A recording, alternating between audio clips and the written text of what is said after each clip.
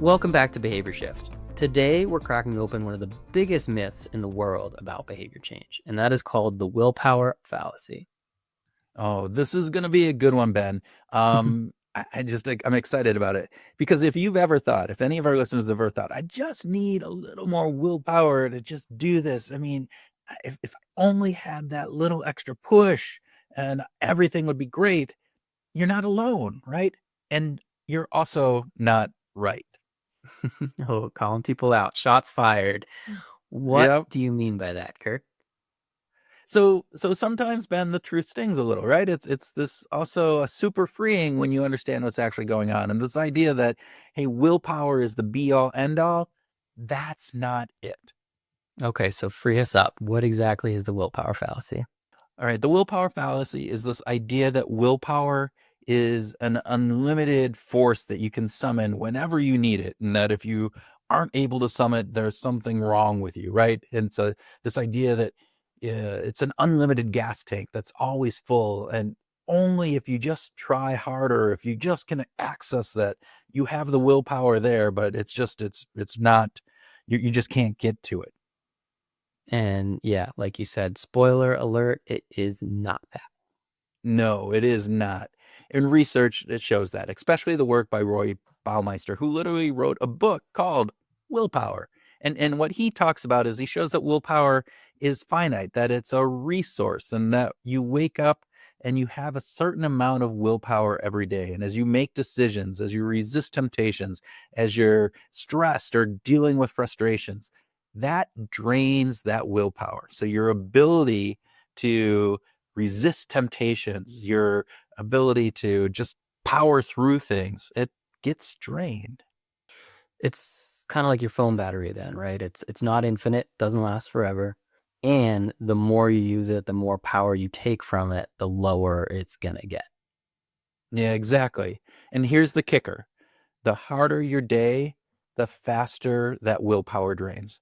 It's you can try to hold things together at work. You're dealing with all the stresses and frustrations of that, but then you get home and all of a sudden 7 p.m. you're sitting on the couch and you have a bag of Doritos on your belly and you're just chowing through them, right? But before we get into this, I just want to make note that this whole idea about willpower has had some pushback in the research world, right? And so in the scholarly world, there has been some skeptical pushback on the idea. And some of this is just nuance and semantics about how they label things. Some of it might be a little bit about replication and doing them different things. All of this is there. So there's some conflicting reviews on if willpower is even getting depleted or if it is just this idea that, hey, we lose motivation. It's not that we don't have any more with the willpower isn't there. It's that we just lose the desire to do something. All right. So kind of a ticky tacky kind of thing, but it's a big deal, right? And how they label it and how they put it. Other studies can be show that, hey, willpower, the expectations we have about willpower actually impact it, which means that, all right, maybe willpower isn't just this force, it's how you think about willpower. So in some of those cases, if you thought that you had unlimited willpower, well, you actually behaved in that way. If you thought that willpower was something that drained, well, you behaved in that way. So there's some aspects of that. All of that being said, all of that is a part that we need to just keep in the back of our heads. But for this episode, we're going to focus in on some truths about the willpower fallacy, what we know works from our own experience, but from the research that has been replicated, and so we can learn some things that will help us in our daily lives. So with that, the good news is willpower is real. The bad news is willpower is limited, right? So what else besides those two big items do people get wrong about willpower in general? Yeah, there's a couple big things, right? So we'll talk a little bit more. One of the things about like how much willpower we have, we'll talk about that later. But two big things that people get wrong. One is we assume that if we fail at something, dieting, quitting smoking, or not being able to write that book, whatever that is that we're failing at, right? Eating those Doritos on the couch at night, right? That's because we're weak. It's because I didn't want it enough. I didn't have the moral fortitude. And that's wrong. There's a whole bunch of other factors that go into this, and it's not a failing because you're weak or can't tap into that willpower that is unlimited in there, right? And Yeah. secondly, we massively overestimate our ability to be able to resist, to just say no when we're tired, stressed, or overwhelmed. That idea that saying no to those Doritos is going to be an easy thing, except for it's not when we're tired and we're stressed and that willpower has been depleted. It's no longer easy to just say no. And I think that's a really important part there, right? It's not like it's not that you're dealing with a lack of character. You're dealing with a lack of fuel, a lack of energy, a lack of, what you need to make that smart decision, right? Yeah, it's that's exactly a great way of putting it. It's not a moral failure, it's about ego depletion. And ego depletion is just a fancy scientific term that Baumeister uses that basically says, hey, your brain literally has less energy to regulate the impulses that you have to resist temptations when you're tired or drained, and that it no longer has that ability to be able to say no. So willpower isn't enough. That's a tough pill to swallow. Give us a little hope here. What actually works? What can we do? How do we overcome this?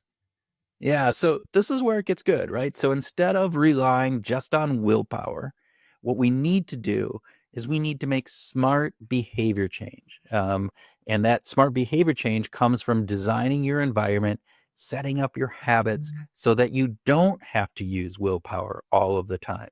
So start by setting up systems, create habits, create the processes that you use. So you're not having to resist things, that you're not having to overcome these things.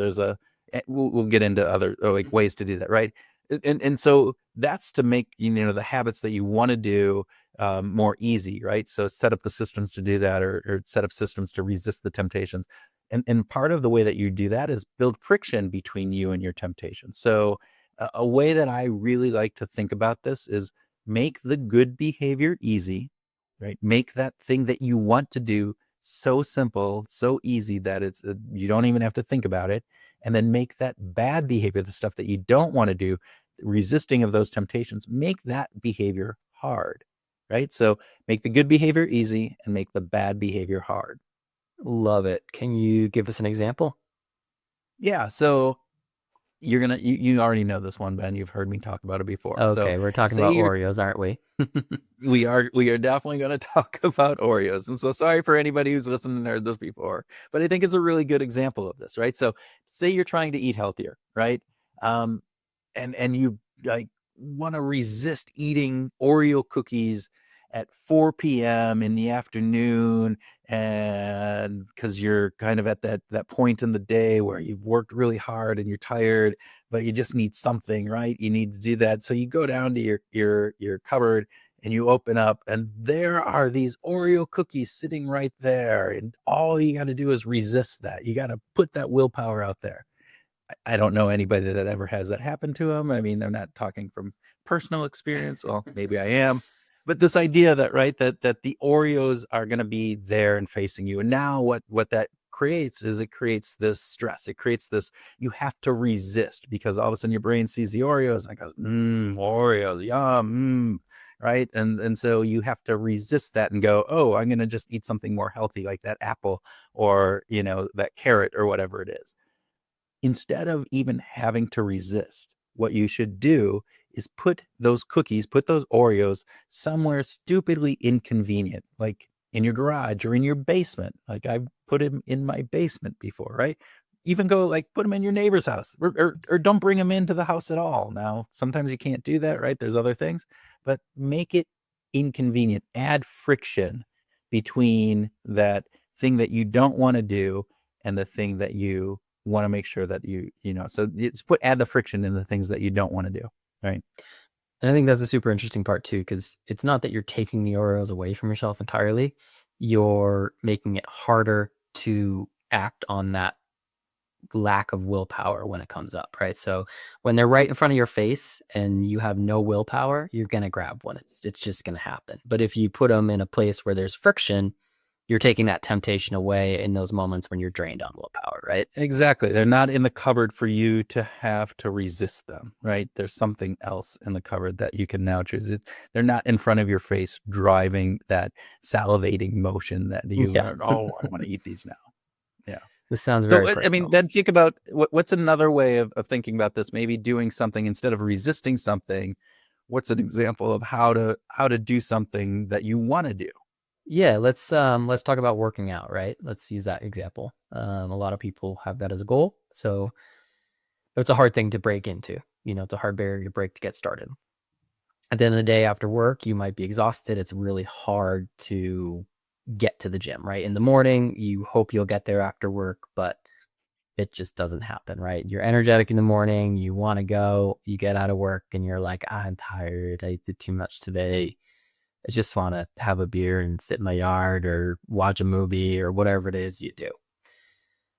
There's things you can do to help yourself overcome that in your future state. So it could be as simple as putting your workout clothes next to the door. So when you walk in, it's right there. It's a reminder. Oh yeah, I told myself this morning I'm going to do this. And it's a reminder from your past self to your future self that this is something that you want to make happen. It's also a bit of a guilt factor if it's there and you just kick them aside and don't do it, right? Set yourself a calendar reminder, put it in your phone. Again, you're telling yourself in the future something that's important to you, it's something you want, something, it's that reminder, right? And that's just a really simple way to do it. Or you could take a lesson from our last episode, Tiny Habits, if you listen to that one. If you haven't, go back and listen to it. It's a really good way to start breaking through some of these barriers. The idea there is that you make it so stupid easy that your depleted future self, that end of the day person who is not the same as they were in the morning, who's exhausted and tired, can just stumble into getting started, right? It's not about going to the gym and getting a 3-hour workout and being the hero of the day. It's about what's that one small, tiny step that I can set myself up for success with, right? It's just breaking that barrier and creating a tiny habit. So go back and listen to that episode if you haven't. Really good way to make things like this happen. Yeah, exactly. You're designing. I like how you talk about this for your future self, right? So you're designing for that future self that is a tired, stressed out, kind of cranky, not the 8 a.m. version of you who's super ambitious and excited about what can be after 3 coffees or three espressos, right? That's who you're designing your environment for, that tired, cranky person. Yeah, Right. these are two very, very different people with very different energy. It's a bit of a Jekyll and Hyde situation. You got to prepare for both of Exactly. Yeah. them. With that, Baumeister also talks about something that he calls building willpower like a muscle. What is that about? Yeah, so it's not all doom and gloom, right? So this idea that willpower isn't just a set thing, that you have a certain amount of willpower, I have a certain amount of willpower, you might have more than me, I might have less. And that there are, we know we can measure that, and there are measures that say people have different. But the thing is that you actually can increase the amount of willpower that you have. You can strengthen your self-control over time by building it up like you build up a muscle. Like when you work out, you don't start off lifting and pushing 200 pounds. You build up to that. You start with 50 pounds and then you go to 60 and 70. Same thing. You can set up and build your willpower, build up your self-control by setting small challenges that make you resist something easy, right? And so you're depleting your willpower in that moment, right? You're doing that, but you are also building that willpower muscle up, that self-control muscle up over time. And so you can do that, and then eventually what you're doing is you're building up more the ability to resist more and more and more.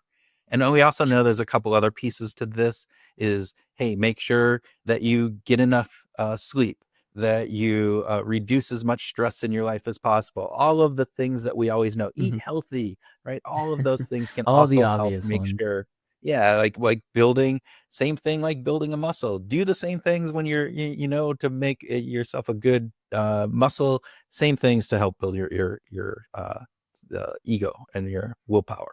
Yeah, I mean, if you're running on empty, your willpower is going to be lower, right? Yeah. So it's not that willpower is useless. It's real. It exists. It's helpful. But what we're talking about here is that you shouldn't be using it as your first line of defense, right? Don't rely on it to be the one thing that gets you through the day or through the next activity or through that thing that's going to be hard to do, right? Yeah, bingo. I mean, I think that you nailed it. Willpower is a component that needs to be there. It's part of who and how we do it. We all know that there are certain things that we are just going to be more likely to do. But if you can set up your environment, use your habits, save that willpower so that at 7 p.m. at night, you're not so depleted that that bag of Doritos is so enticing that you can't resist it, right? Got it. All right. Well, my willpower to keep talking is getting low. So let's land this plane. What's one takeaway listeners can put into action today? What can we give them to take away from this episode? So think about one thing that you are having problems doing because you just lack the will, as we would typically say, we lack the willpower to either resist it or to do it. And then identify what that is and then set up one system to make that behavior easier or harder depending upon if you want to resist it or want to do it. So not one, not two, not 10, just one behavior, one thing that you're trying to do, and make one system change. So put that, if you want to read more, put the book that you want to read on the pillow that you have on your bed, right? Delete one app off of your phone because you don't want to be doom scrolling all that time, right? Lay your gym clothes out tonight, like you talked about. So in the morning, you don't have to be like really think about it. You just put your gym clothes on and now you're going to go and work out, right? Those are the types of systems I'm doing. Just do one of those. Figure one thing out that you want to do and then go do it. Better yet, sleep in the gym clothes as long as they're clean. Then you just got to There jump you out of bed and go go. straight to the gym. Put the shoes on and go straight to the gym. And There that's you go. because the I truth love is, that. if you're relying on willpower alone, you're setting yourself up to fail. As hard as that is to hear, it's true. And it's also not your fault, right? Yeah, exactly. Willpower is a terrible strategy. It's a great backup, but just set yourself up for success and do that before the gas tank runs dry, right? Absolutely. So we will catch you next time on Behavior Shift. And remember, when it comes to willpower, don't rely on 100%, right? Make small changes, build smarter systems, and create better shifts, and you will go a lot further. Right.